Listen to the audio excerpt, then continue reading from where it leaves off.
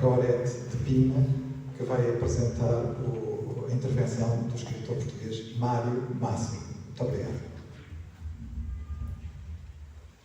Boa tarde a todos. Saúdo particularmente a autora, dou os meus parabéns. Tenho a certeza de que este livro chegará a muitas mãos, pelo pouco que eu tive oportunidade de conhecer. Estar aqui a representar, de certa maneira, o Dr. Mário Máximo, que é um dos, além de tudo que já foi dito pelo editor, é um dos meus poetas preferidos. É uma responsabilidade muito grande, mas é também uma honra. Assim como é uma honra partilhar deste momento tão especial, que é o nascimento de uma nova obra. Ou seja, o que eu quero dizer é que tanto me sinto honrada por estar aqui a ler, na vez de quem de facto faz esta apresentação, que é o Dr. Mário Máximo, a ler o texto que ele me confiou, como é por testemunhar este momento da poetisa Elsa Major. Então passo a ler o texto. Acerca de Faro e Enigmas, de Elsa Major. A vida é uma dama completamente nua. Em poema, Verão e Inverno, página 47. Quero saudar a todos os presentes nesta sessão em que a literatura e a língua portuguesa são enaltecidas. Sob a égide da Embaixada de Angola e da editora Perfil Criativo, estamos neste excelente espaço onde a arte, a cultura e a reflexão se conjugam. Não posso deixar de saudar todos os presentes, todo este público, bem como quem me acompanha na mesa desta sessão. Permitam que saúde muito especialmente a autora da obra que aqui nos trouxe, Elsa Major. É uma mulher inteira e intensa, uma mulher que não deixa para trás nenhum desafio e que por isso nos obriga a que para ela olhemos e reflitamos. Apresentar esta obra constitui algo que não é fruto do acaso, pois que para mim acasos não existem. Existem sincronicidades, ligações talvez imprevistas, acasos não. Há 2 meses confesso que não conhecia Elsa Major.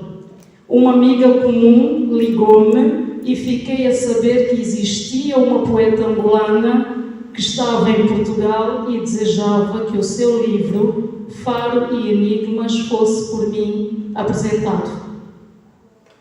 Confesso que fiquei surpreso, mas a surpresa, é um dos principais tônicos de viver. Aceitei o convite com uma única reserva: conhecer, claro está, o texto do livro primeiro.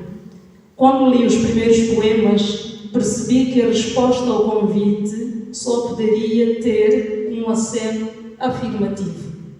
De fato, depois da primeira leitura integral de todo o livro, percebi que estava perante um conjunto de poemas estruturado e que a autora alojava um coração enorme dentro de cada verso. Aproveito para dar os parabéns pela capa do livro e pela bela fotografia.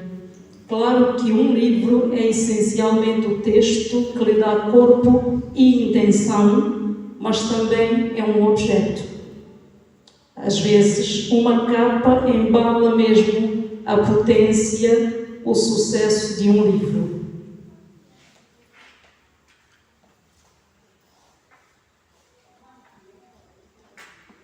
Registro o texto do editor João Ricardo Rodrigues, colocado na badana, bem como o texto de contracapa assinado por Nicolelli.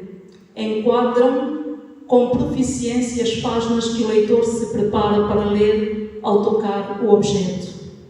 Referência tem de fazer também aos prefácios de Sara Jona Laísse e de Cátia Guerreiro. Com efeito, João Ricardo Rodrigues traça uma espécie de linha que atravessa o essencial da obra. Sublinha a viagem da escritora, uma viagem pelo Namibe, pelo Atlântico, pelo deserto do Kalahari, por Moçambique. Falarei da viagem que este livro constitui para a autora e para o leitor. Já o texto de contracapa é um texto muito analítico, com uma forte capacidade de síntese substantiva. Cito: a poeta aspira admiravelmente os sentidos, pinta-os em telas invisíveis, refletida na intimidade do ego, do ser. Permito-me senti-la insaciável. Elsa Major convida-nos ao renascimento. Tendo a natureza como princípio, seguindo os códigos que impõem a vida, sob pena dos medos que nos afloram ao final do mundo. O mundo é lindo, e o sorriso da natureza tem o choro, o riso, o tom e o inocente olhar de um recém-nascido. Vou caminhar com Elsa até onde ela permitir. É nítido que ficaram muitos segredos por desvendar. Esta abordagem tem um grande potencial e lança-nos com veemência para dentro do livro. Nos prefácios encontro visões sólidas e de algum modo concordantes. Parece que a poesia de Elsa não deixa ninguém indiferente. E, por outro lado, também não permite que nos desviemos do seu fito maior. Ela impõe-nos mais do que um caminho, impõe-nos um estilo de abordagem à vida, à sua vida e, portanto, à sua poesia. A professora doutora Sara Jona Laísse deixa-nos um texto curto, mas incontornável. É texto de leitura obrigatória pela sua exegese e profundidade. Sara Laísse vai até ao fundo, ou melhor, tenta ir até ao fundo da poesia de Elsa. Eu retive e proponho que retenham a seguinte afirmação de Sara Laísse: em Faro Enigmas, todos os sentidos são convocados. E é isso mesmo. Estou de acordo. Elsa, em sua poesia, convoca todos os sentidos. Aqueles que já conhece e exerce, e os outros que até ela desconhece e não exerceu, mas que seus versos confessam. Já Cátia Guerreiro segue um outro ângulo de abordagem. Todavia, o foco é o mesmo. O corpo, a sensualidade e o sacerdócio do amor e do desejo.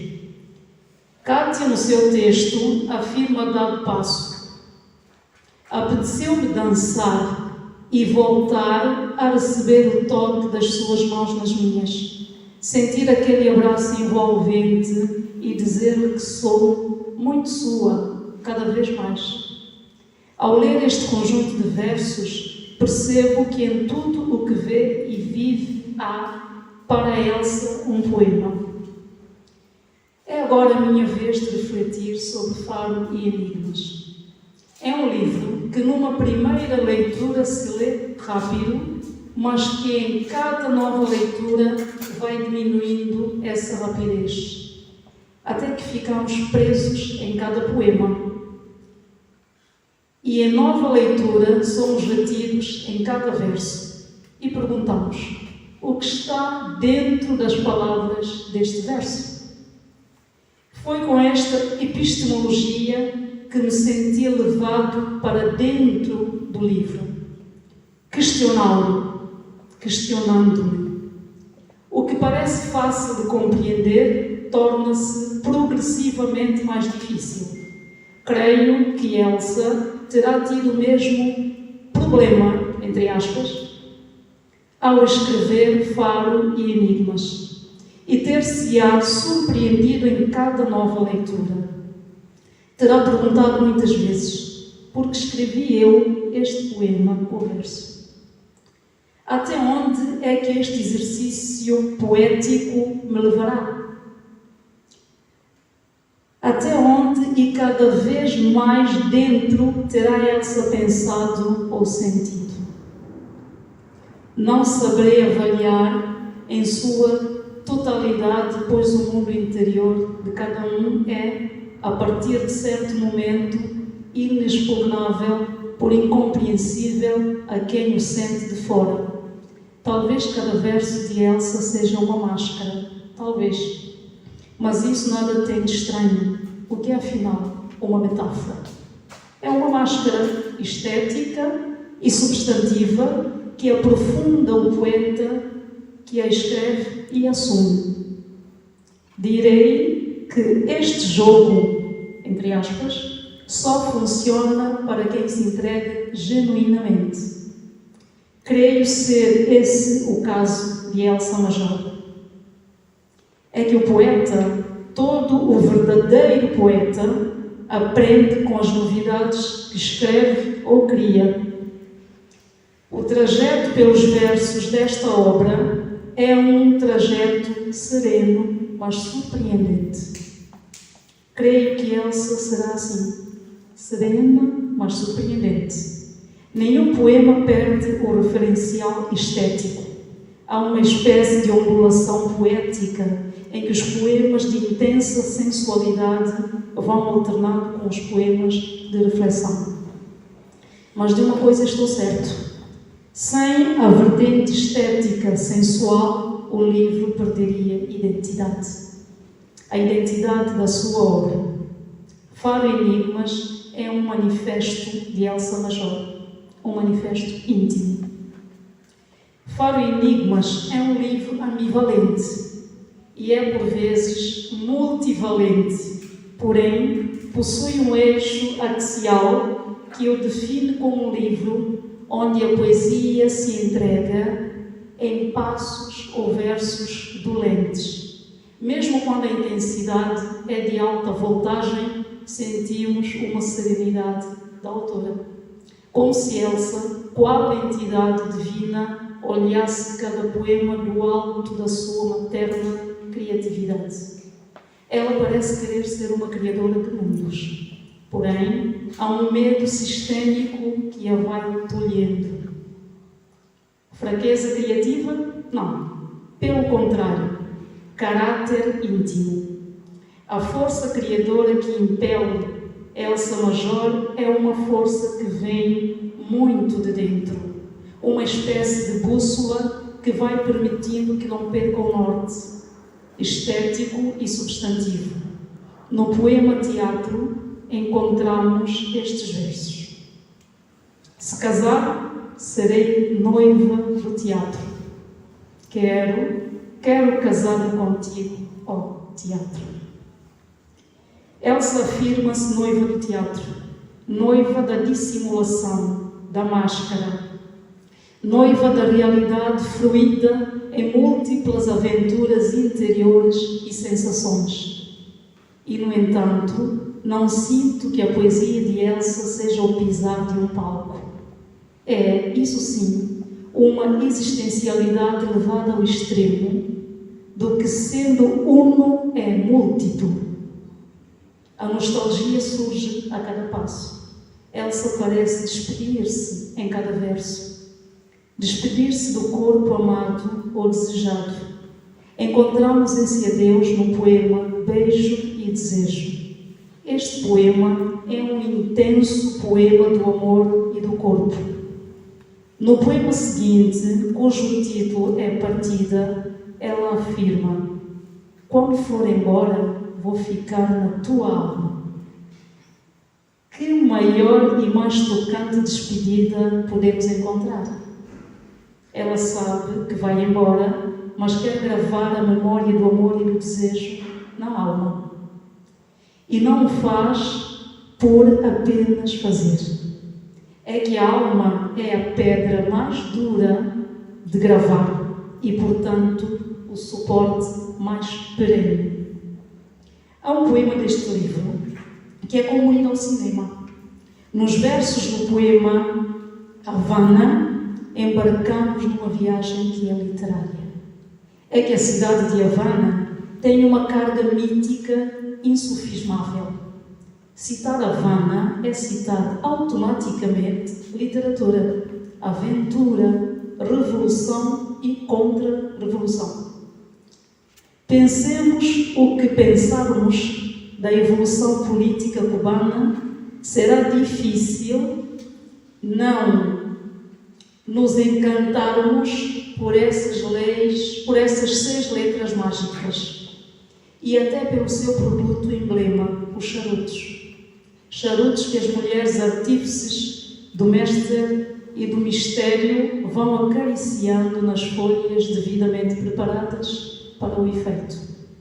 Citar Havana é assim como citar Paris. Nunca ficamos indiferentes ao fazê-lo. Mas logo a seguir a Havana encontramos o poema Despedida, onde 2 versos nos desafiam. Os encontros escondidos na garagem, o vulcão na Cadillac de papelão. E logo a seguir, no poema Verão e Inverno, surge-nos o verso magistral. A vida é uma dama completamente nua. Voltarei a este verso mais à frente. Claro que poderia percorrer poema a poema os mistérios que Elsa nos quer transmitir. Ou melhor, que quer transmitir ao leitor primeiro para poder depois transmitir ou revelar a si própria. Não o farei. Deixo tal desiderato aos leitores. Com este meu texto pretendo alertar os presentes nesta sessão pública e àqueles outros que irão folhear esta obra no silêncio ou no grito dos seus sentimentos, alertar para o desafio que irão encontrar. Creio que Elsa Major se revela nas páginas desta sua obra. Mas isso é o que quase todos os poetas, homens ou mulheres, cumprem como ofício. Por vezes, o autor não se apercebe de tal exposição e surpreende-se com a consequência nos outros daquilo que escreveu. Não creio que seja o caso de Elsa, porém, parece que também ela poderá surpreender-se ao assumir-se como simples leitora da sua obra, esquecendo o estatuto, digamos assim, de autora. Faro e Enigmas traz-nos um texto poético com um cunho muito pessoal. E essa é uma das mais genuínas características que um poeta pode ter. Nem todos os livros respiram autenticidade. A atmosfera desta obra de Elsa Major é altamente respirável e sempre em nome da autenticidade que é tricotada verso a verso. A autora acaricia os seus versos, transmite-nos desvelo, carinho e amor nessas carícias textuais. Por que não dizer que é um desejo literário apaixonado ao longo das páginas com que nos incita a leitura? Quando, no poema Faro, encontramos versos como: perdão, dá-me um beijo, boca tua na minha, teu batom rutilante no beijo. Ou, diz-me que não estás a enamorar-me. Encontrarmos esse desejo literário apaixonado.